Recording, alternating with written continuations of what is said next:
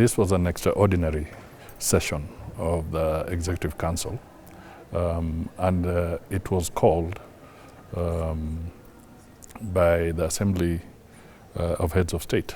Last time we were here at the February summit, and it became very critical because the issue of the future of the African Union was at stake in the context of the forthcoming elections of the African Union Commission leadership in February next year.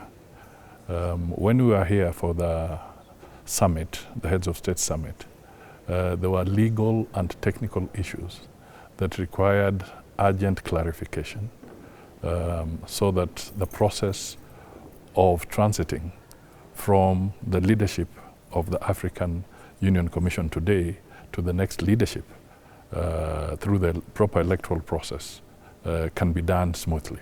So this session was very important, and that is why we came, and we were now receiving the report from the PRC with specific asks for decision making. I'm happy to report that there was unanimous acceptance and adoption of the recommendations of the PRC. This was critical because it affirmed the position that had been taken earlier by the Assembly of Heads of State, that in order to bring more equity and diversity within the African Union, the rotational principle becomes very, very important.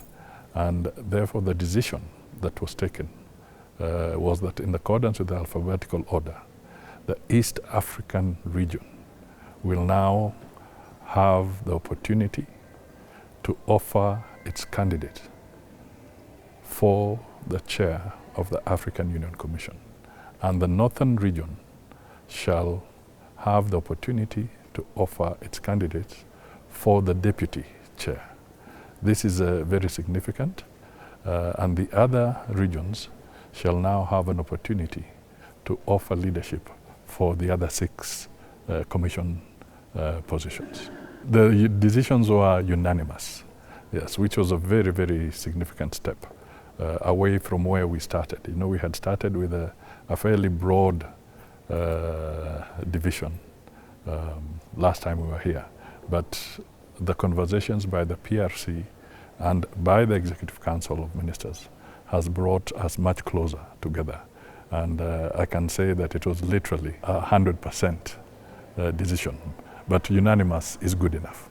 Well, I think the way we proceed from here is that, first of all, as Kenya and as a member of the East African region in that context, we actually want to appreciate and thank our brothers and sisters in the African continent for making it clear, removing all ambiguities, that it is the turn of East Africa to provide leadership or to offer leadership in the African Union. So that is a very important statement, and equally for the deputy in the northern region.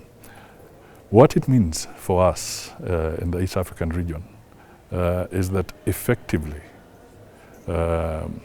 all technical and legal hurdles have now been removed, and Kenya can now formally submit the candidate for the region, and really I don't have to mince my words anymore. Nothing should really bar, and nothing bars the opportunity for Raila to become the candidate for the region, and God willing, the chair of the African Union Commission. First of all, Raila is a very experienced public officer. Raila has been Prime Minister of the Republic of Kenya. Raila has got strong Pan-African credentials. Raila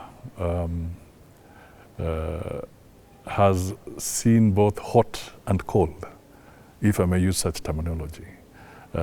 And he has shown the capacity to bring people together and to reconcile, even under difficult circumstances. And looking at the kind of challenges we are facing on the African continent, issues around conflict, food insecurity, the need to foster greater integration and enhance economic activity in the African continent. We see in him an opportunity for the African Union and Africa as a whole to be able to work to advance our objectives much more as we go forward.